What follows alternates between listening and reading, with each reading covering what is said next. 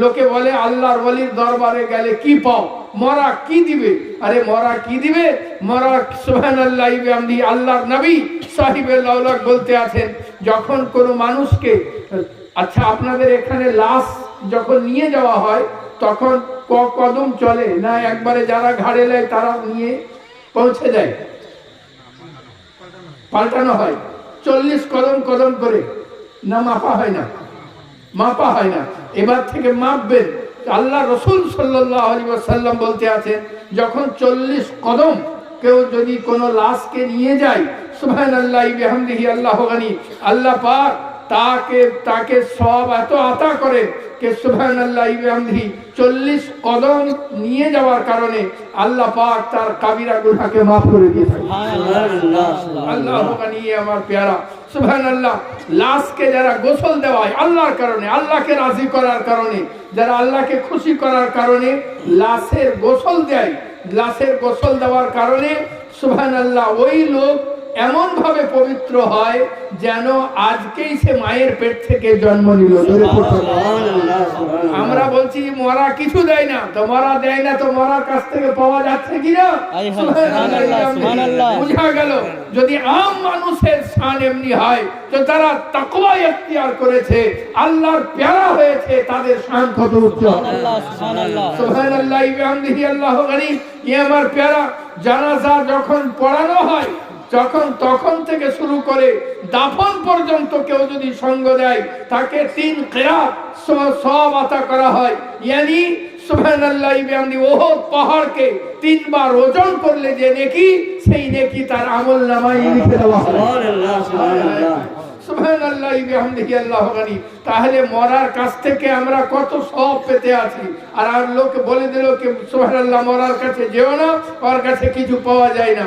এ আমার প্যারা যারা আল্লাহর ওলি হয়, সুবহানাল্লাহ সুবহানাল্লাহ নির্দিষ্ট জায়গার একটা দাম আছে, নির্দিষ্ট জায়গার একটা দাম আছে। যেমন মসজিদ, এখানে পবিত্র ঘর, আল্লাহর ঘর, এখানে একটা নির্দিষ্ট জায়গা, এখানে আল্লাহর ইবাদত করা হয়, এখানে যে দোয়া করা হয় সেটা কবুল হবে। বলেন সুবহানাল্লাহ সুবহানাল্লাহি ওয়া বিহামদিহি।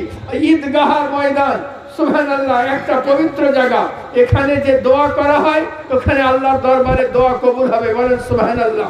তেমনি আল্লাহর ওলির মাজারও একটা পবিত্র জায়গা, আল্লাহর ওলির খানকা, যে খানকাতে বসে তিনি ইবাদত করেন, এহেন ঘর, এহেন খানকা সুবহানাল্লাহি বিহামদিহি যদি বসে কোনো দোয়া করা হয়, ও দোয়া আল্লাহর দরবারে কবুল হবে। সুবহানাল্লাহ। বলে হুজুর মুখে জোর করে বললে হবে না, প্রমাণ দলিল আছে? বলে প্রমাণ দলিল অবশ্যই আছে। হযরতে মা মারিয়াম আলাইহিস সালামের ঘরে হযরতে জাকারিয়া আলাইহিস সালাম আসলেন, আপনার কোনো সন্তান আদি নাই, সুবহানাল্লাহ, আল্লাহর নবী কিন্তু সন্তান নাই। সুবহানাল্লাহি বিহামদিহি আল্লাহর নবী আগেও চেয়েছেন হয়তো আল্লাহর কাছে যে আল্লাহ সন্তান দান করো, কিন্তু সুবহানাল্লাহি বিহামদিহি মর্জিয়ে খোদা আল্লাহ জানে বেহতর।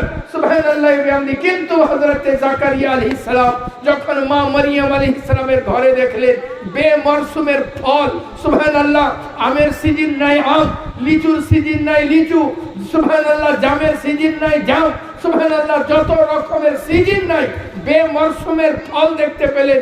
তখন জিজ্ঞাসা করলেন, ইয়া মারিয়াম আন্না লাকি হাযা, হে মারিয়াম এটা কি?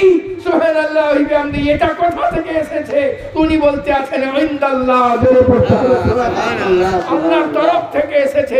উনি সুবহানাল্লাহ বিহামদিহি মনের ভিতরে ওনার আশা জেগে গেল, মারিয়ামকে যদি আল্লাহ পাক বেমরসুমের ফল দিতে পারেন তাহলে মারিয়ামের ঘর থেকে হাত উঠিয়ে দিই। মারিয়াম আলাইহিস সালামের ঘরে হাত উঠিয়ে দিলেন আল্লাহর নবী।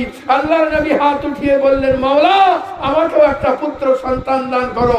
সঙ্গে সঙ্গে আল্লাহর তরফ থেকে খবর হলো দোয়া কবুল করা হয়ে গেছে, আপনাকে পুত্র সন্তান দান করা হবে, তার নাম রাখবেন ইয়াহইয়া আলাইহিস সালাম। আল্লাহু গনি। বুঝা গেল আল্লাহর ওলির নিকটে থেকে যদি দোয়া করা যায় তো আল্লাহ পাক সে দোয়াও দরবারে ইলাহিতে কবুল হয়ে যায়। সুবহানাল্লাহি ওয়া বিহামদিহি। কিন্তু চাইতে হবে কার কাছে? আল্লাহর কাছে। জোরে পড়তে হবে সুবহানাল্লাহ।